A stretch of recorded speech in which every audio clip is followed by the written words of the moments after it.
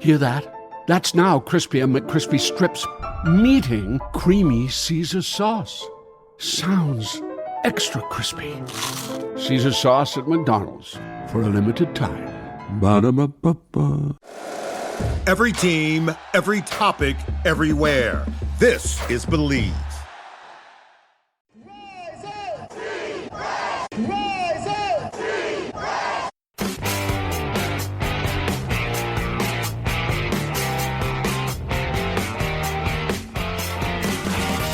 This is the Rise Up See Red podcast, all about the Arizona Cardinals and the NFL, featuring insider and outsider perspectives. Enjoy the best hour of Cardinals talk on the web.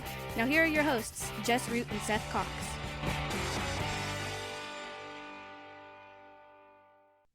Hello, Arizona Cardinals fans, and welcome to the latest edition of the Rise Up See Red podcast. The best hour of Cardinals talk on the web. I'm your host, Jess Root from CardsWire.com, USA Today's NFL Wire site that covers, of course, the Arizona Cardinals. We're in the middle of our yearly opponent preview series. The Cardinals have 14 opponents that they will face in the 2026 season, as we've done for the last several years. We bring on guys who cover the Cardinals' opponents for a show each, kind of talk about what they've done in the offseason, what's coming up for this season. And in Week 8, the Cardinals will take on the Dallas Cowboys for the second year in a row, third time in the last 4 years. And talking with me on this edition of the show is Law Nation. He's got a show, Law Nation Sports. You can find him on YouTube. Hey, Law, what you been doing, man? Hey, man, just grinding it out, and glad that Jerry Jones is speaking less, right? So, but hey, we optimistic over here. 30 years, 30 seasons, still got the hope, and it's based off of what we did in the 90s. I know this kind of sound crazy, but it is for what it is. Go Cowboys. America's team is America's team until someone takes it away. Right. But I will say this, Cowboys fans, they're all over the place. I grew up, I've lived here in Arizona my whole life, so I remember the 90s when the Cardinals were here, and it was all Cowboys fans. And we even tried to win over some Cowboys fans when we signed Emmitt Smith for his last two years. He wasn't here. In fairness, his second to last season wasn't terrible. His second season wasn't terrible. It kind of matched his rookie year. I think it was exactly yardage-wise. It matched exactly what he did in his rookie season, but there is not a lot of Cowboys love around Cardinals fans these days, even though the Cardinals have the Cowboys number for quite some time. I'll, as I pointed out before the show, the Cardinals, who had managed to only have 2 victories in 3 seasons under Jonathan Gannon when Kyler Murray was not the starting quarterback, both wins happened to be against the Cowboys. So we got Jacoby Brissett win. Jacoby Brissett's only win, by the way, last season, and also Joshua Dobbs' only win of 2023, man. Cowboys are always in the mix in the NFC East. Last year under Brian Schottenheimer, they went 7-9-1. They finished in second place. What was kind of the good? What was kind of the bad of last year? Just showing the resiliency on the offensive side. It was kind of hard to pick upon like things on the defensive side because we were just terrible at that. And speaking of the Cards, man, I would love to have you guys back in the NFC East. That at least knows that's when we were winning, right? Going up against Aeneas Williams and all of those boys over there, especially the Cards always been playing us hard, and they've been one of those teams. But looking back at the last previous events, yes, you guys got our card, right? and when you look at it, I would say that the offense was the most positive part from last season going into this season now. Yeah, the offense was fantastic. Dak Prescott, who has you can't understate how good he has been, although it hasn't come with the victories and playoff victories quite yet. But he has really, for me, I was never been a Cowboys fan, right? But I loved Tony Romo.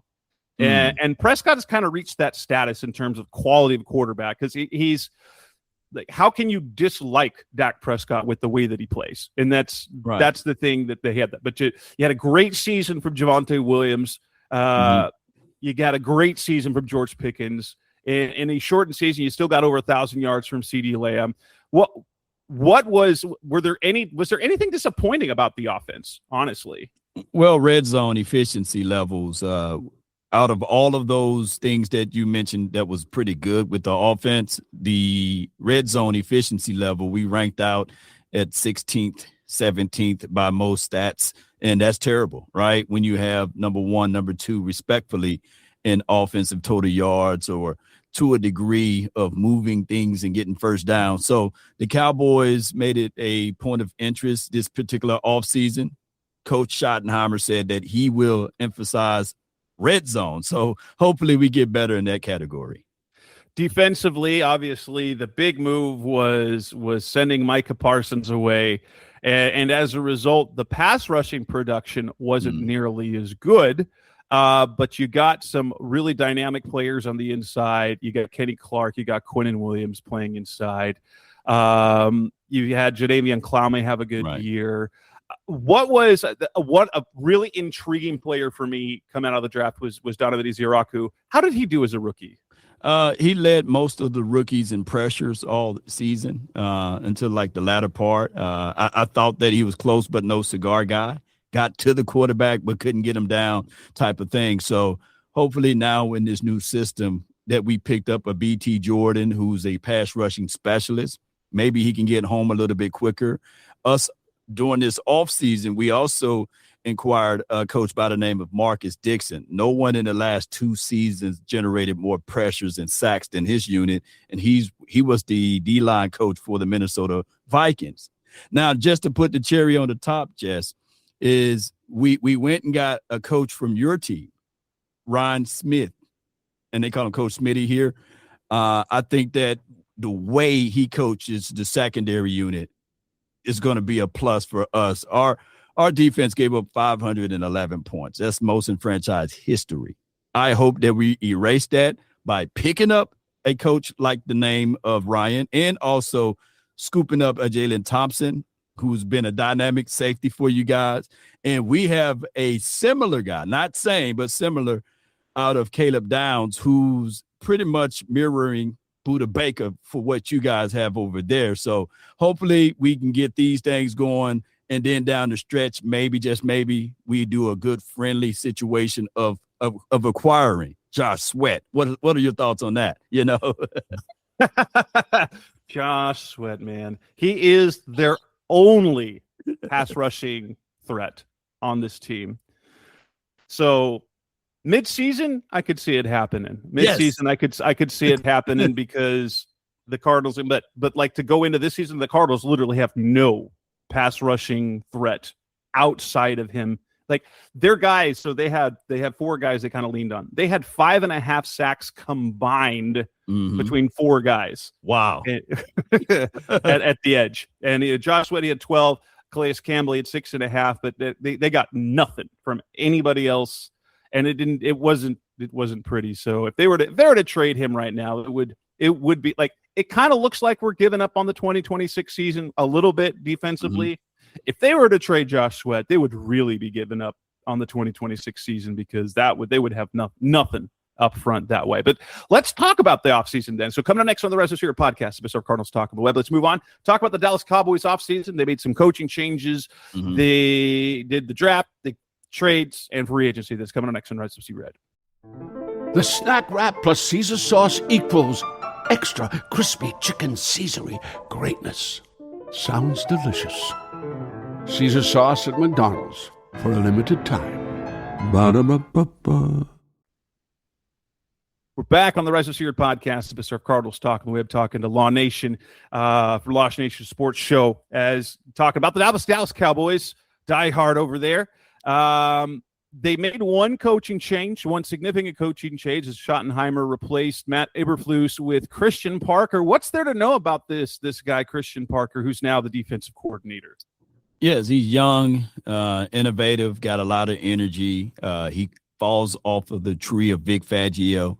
In the last 5 or 6 years, a Vic Fangio kind of caliber of defense been winning Super Bowls. Not to put Super Bowl and Cowboys in the same mix, but hopefully we can get some of those good things on defense. The Cowboys in the last 30 years been pretty much teetering in the middle or at the back end of defenses. So hopefully we can be a top 10 or top 5 defense, not this year, but maybe down the stretch. The trade that sent Osa Odighizola to San Francisco, after they were trying to build up the interior, what was the decision on that move? Why did that make sense? From what I'm hearing is that Osa looked at it like, hey, in this system, I may not be as effective as I want to be. So as a good gesture, the Cowboys made that move. And then in return, we got a draft pick that we use for, I believe, to draft a guy named Joshawn Barham. I think that Barham is a missing piece on the linebacker room, even though he's a rookie. Hopefully in this system, it can fit and work out for us because we transforming our defense from a 4-3 to a 3-4 now. So we're going to need more of those type of skill sets on this particular team. So that's why Osa is no longer here. And they added D. Winters, a fairly productive off-ball backer as well. Mm-hmm.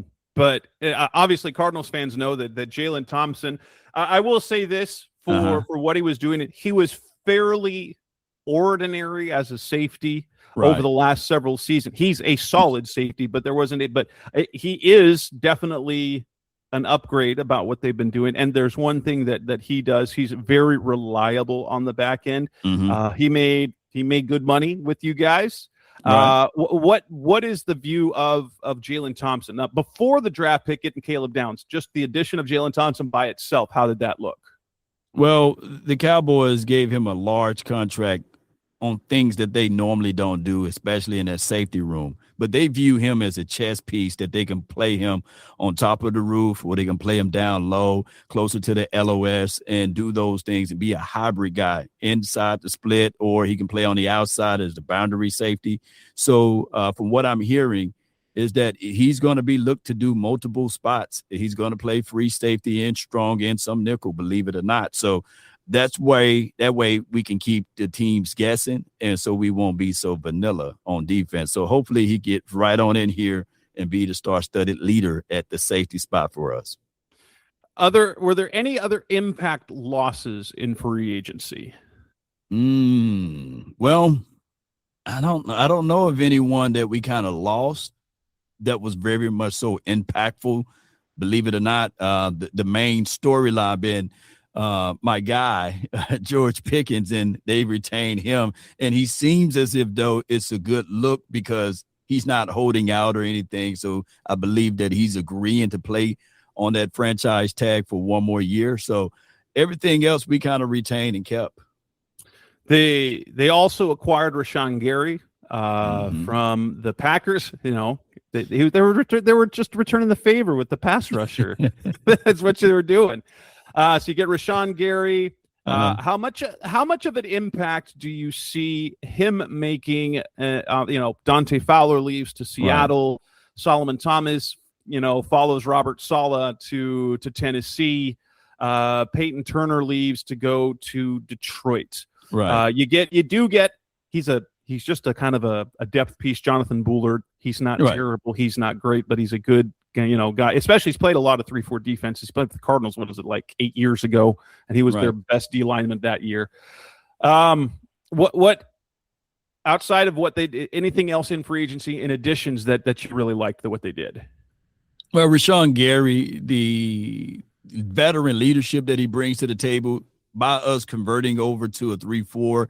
He's been working with Miroslav File on stance and get off. He's been seen working with Donovan Ezaraku as well. So the thing is with Gary, he may not be a double-digit sack guy consistently, especially from season to season. He's been hurt guy, by the way. So, but what he brings to the table, believe it or not, is stopping the run. That's been our Achilles heel. If you go back to the Cardinals game, you guys been killing us on the ground and opening up for play action so that even the likes of a Jacoby Brissett can kill us in the air, and as well as, like you said, what's his name? Dobbs?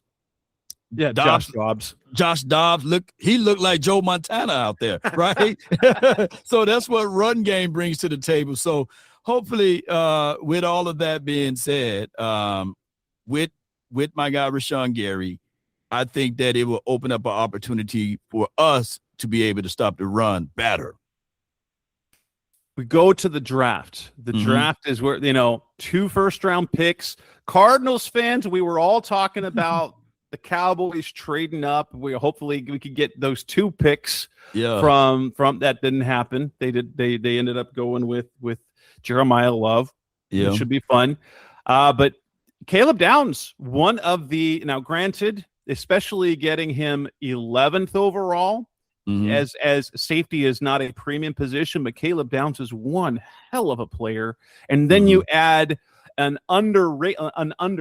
terms of the guys coming to the draft that got some real quiet love from some experts, was Malachi Lawrence out of Central Florida.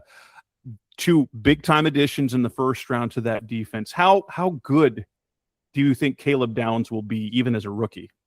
Well, the expectations for him to play well is unbelievable. But I think that he brings in an element whereas he help out all 3 levels, meaning that, of course, we've been pretty much bottom in most categories as it relates to defensive back coverage. So he pretty much put a check mark by that. You can put him inside as the big nickel or the nickel, and he controls the middle of the field to play with leverage to help out our porous linebacker unit, right? And then if you look at his Ohio State tape, playing close to the LOS, being able to make sure that the necessary shift and the adjustments on the D-line is correct as far as run flow. So I think that he helps out on all 3 levels. What we're looking for is for an impact that Caleb Downs can bring, just like Nick Amoriori, I think I could say his name. Nick Amoriori out of North Carolina, or South Carolina, plays for Seattle. Plays for Seattle. We hoping for that type of productivity that Caleb Downs can bring. We're not looking for 5 or 6 interceptions, just 2 or 3, and some tackles for loss and maybe some sacks in the backfield. So, yeah, that's what we're looking for out of Caleb. And that's what he did at Ohio State, by the way. And like what you were saying, kind of like the pairing of Budda Baker, Jalen Thompson, you kind of get that with Downs and Thompson. Here's the thing about Downs. He's a lot bigger than Budda Baker. Budda Baker's basically the smallest guy on the field making plays. And you get that plus size and a little bit more athleticism out of Caleb Downs. See, that's going to be a fun defensive backfield. Going out back there with Kobe Durant, who was a new addition. You've got Deron Bland.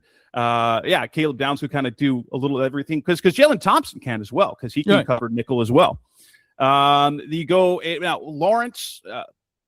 What do you see? Do you see Lawrence making an impact year 1, or does he need to do too much? Especially if you've got Ziaraku, you've got Gary. What do you think he can do in year 1? Malachi Lawrence is basically in the best spot possible, because no attention, no bright lights will be bestowed upon him, because you got Caleb Downs. And on top of that, you got Rashawn Gary, who's the veteran guy. And then you have Donovan Ezuraku. So you got all of these other guys that's going to get most of the attention. By him being a first-round draft pick for the Cowboys, normally all of that stress and weight would be on his shoulders. Now he can go in and being a first-round draft pick and just picking up knowledge and wisdom and understanding of the game instead of all of that being on his shoulders. So I think that he can give us maybe 6 or 7 sacks his rookie year and just fly under the radar type of guy. And then you mentioned Jayshon Barham out of Michigan in round 3. You see him being able to do a little bit as well, even as a rookie. Yes, if people have reservations, we have this thing over here in Cowboys world that we look at the schools that they come from and they get mad because Michigan players here outside of Jordan Lewis been pretty much terrible for us. And not to beat up Taco Charlton, not to beat up Mozzie Smith and Luke Schoonmaker and all of those boys that we got from Michigan. It's just that the way the Cowboys look at it. So Barham, if you guys really want a positive outlook, look at his Maryland tape when he was in college.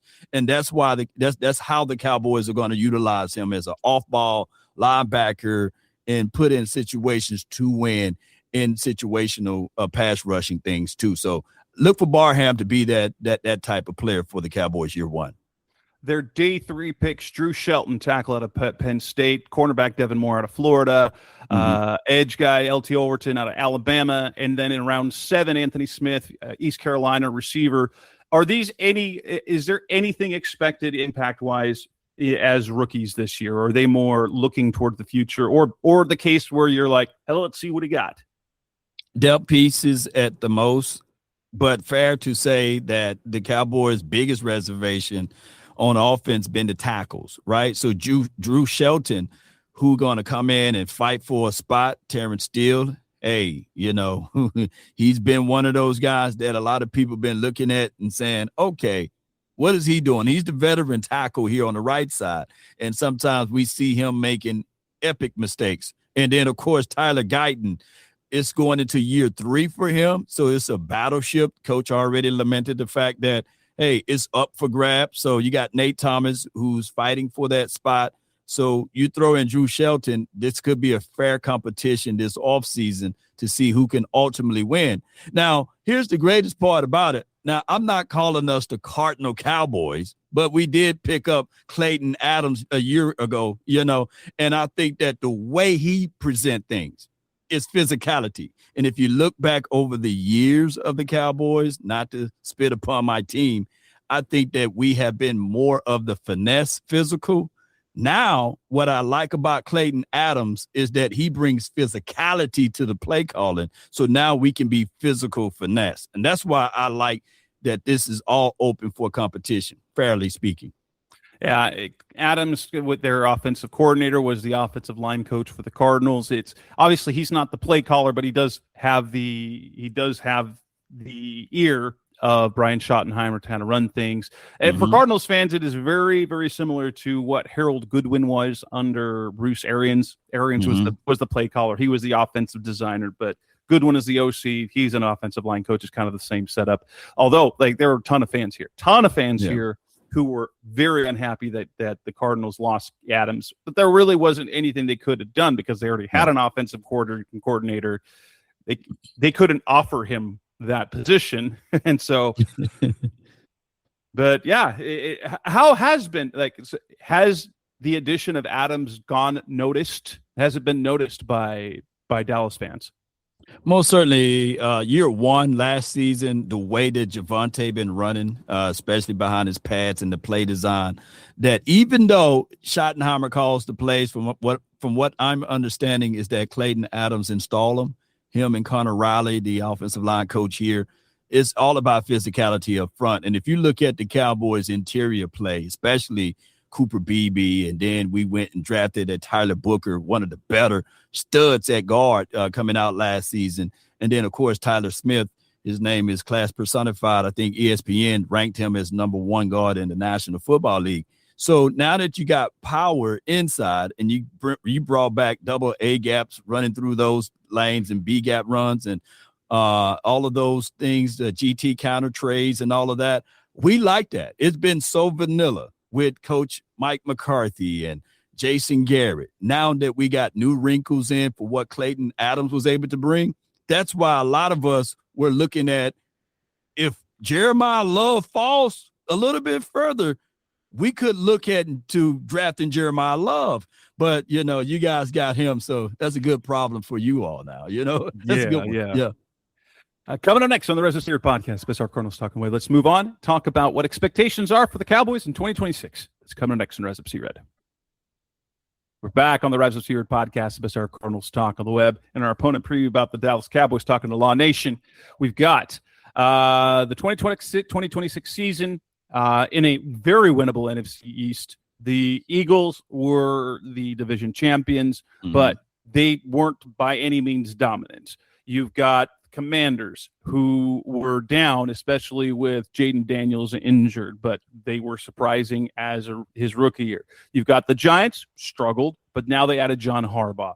What is the state of the NFC East, and where do expectations fall for Dallas this year? You got to win the division, right? And the expectation for the Cowboys to look back at last season and say, okay, defense was down. Now we're getting reinforcements on defense. Got to get back to the postseason. We know that the Eagles, as much as the NFL or ESPN ranked them as the number 2 overall team as far as roster base, we don't see it that way. We know that without A.J. Brown, right, that they got to be a weaker team, right? And without some of the influencing power that Christian Parker had under Vic Fangio to run that defense, we know that we took away some of that resources. So the expectation for the Cowboys is to win this division and stay on top.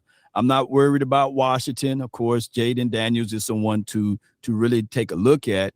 But I feel as if, though, they got new coordinators over there, that it's going to be another growing pain. And then, of course, the Giants with Harbaugh got a lot of expectation with that. But they without Malik Neighbors. We got to play them week 1. Who the world that Jackson Dart is going to throw to? No one brings fear to the table. So I think that it should be a runoff for the Cowboys to take over and take control of this division again. And the schedule is very well. One, you play in a winnable NFC East. You got games. They're not easy games, but you also play. You play Baltimore. You play Houston. So those are tough games. Tampa. You've got Green Bay. You do play the NFC West. Not easy, but except for when you play the Cardinals, you got the Colts, you got the Titans. So playing the AFC South means you can stack up a few wins as well. How many? What do you think is kind of the ceiling and the floor, the reasonable floor, reasonable ceiling for this team in terms of wins and losses? Well, reasonably speaking, I think that this should be a 8 to a 9 win team, right? And that's within reason. But the expectations is that whoever gets to 10 wins first can win this division. And what the schedule is very daunting. It seems as if though the schedule makers use ChatGPT or something to get the hardest or the most difficult schedule. But when I look back at November, starting off November the 1st, of course, we play you guys, right? And that's a home game for us. We stay in a dome throughout the month of November. That's a plus for us because of the simple fact, I think that the Cowboys are still a dome team, not an outdoors team. And, of course, I'm gonna list these teams that we had to play in November. We got to play Arizona, of course, that's you, Indianapolis Colts, and then we got a home game versus San Francisco and Dallas, and then we got Tennessee, in Dallas, and then we got to play the Eagles in Dallas, and then we go back on the road versus the Seattle Seahawks on December the 7th. That's going to be a tough schedule, but those games in November could be momentum games that we can use as the middle of the schedule to bring forth a good season for us. We got to take care of business at home or in the dome. And you will face the Rams coming off of the bye. Right. And honestly, you don't finish the season against the Eagles, which seems to happen every single year. So you got Washington, and we got the Giants and Washington to close things out, and so with potential to kind of win those. The division games matter incredibly, a whole lot when it comes to the playoff race. But if Dallas makes the playoffs and gets bumped in one game, is that enough for Cowboys fans this year? It won't be enough. You said we make the playoff, right? Yeah. And we won and done. Yeah. Oh Lord. Everything is on Dak Prescott at this point. He's 2-5. He's been in the league for over 10 years at this time. So we're going to be looking at it like, hey, they made the reinforcements on defense. You got CeeDee Lamb, you got George Pickens. Supposedly with Javonte Williams, if he had the kind of caliber of year he had last season, if we make it to the playoff, meaning that he should have the same or similar type of running attack for this season. So it's going to be heavy on my quarterback. I just need for him to go on a run. This got to be a year that going to the postseason, you can't be satisfied. And winning one playoff game still would not be enough. We got to make a run at least to the NFC Championship game.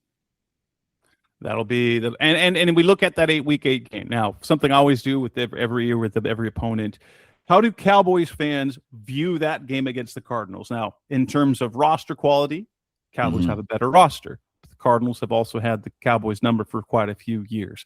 Is that a game that you chalk up, or that fans go, yeah, that's a will win? Is it a should win but mild worry? Do you consider it a toss-up game? What is sort of the feeling about that matchup in particular?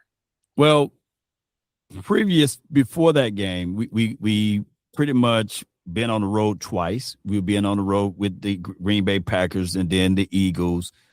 And now this is another home game, right? So it'll be predicated upon what we do previously week, because of the simple fact, if we were to lose one of those games and now we facing the Cardinals, who wasn't the playoff team the year before, this should be not like a feel-good game, but dog it, this should be a feel-good game for us, right?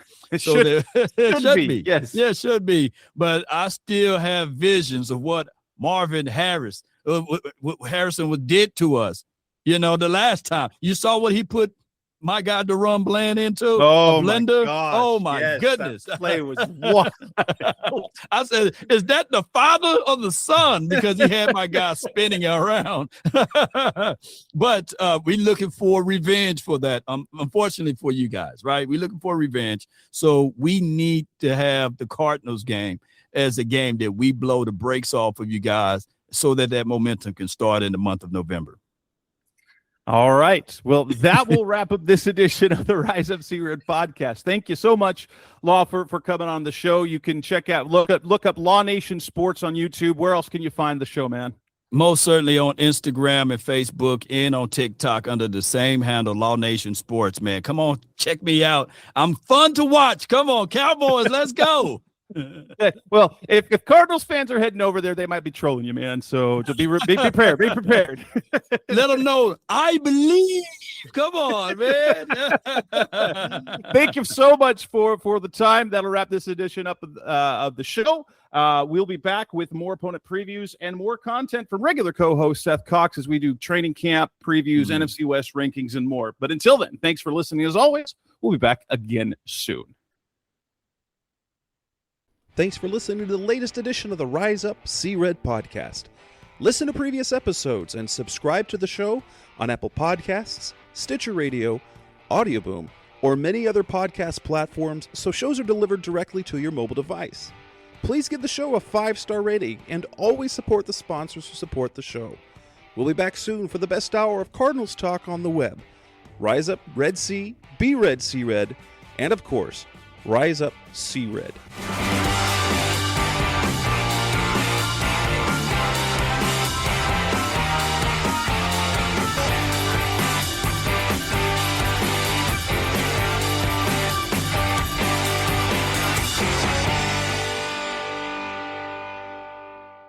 Rise